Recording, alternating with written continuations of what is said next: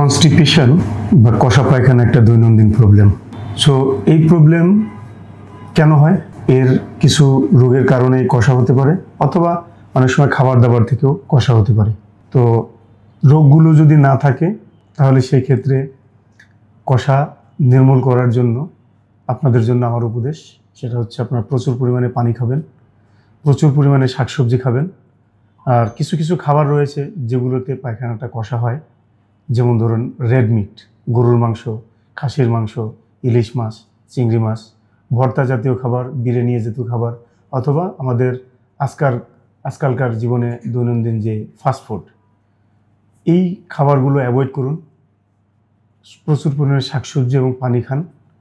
আপনি অবশ্যই কনস্টিপেশন বা কষা পায়খানা থেকে মুক্ত থাকবেন। কিন্তু এরপরেও যদি দেখেন যে এই কষা পায়খানা যাচ্ছে না, 1 মাস 2 মাস 3 মাস হয়ে যাচ্ছে, তাহলে ধরে নিতে হবে এই কষা পায়খানার পিছনে কিছু রোগ আছে।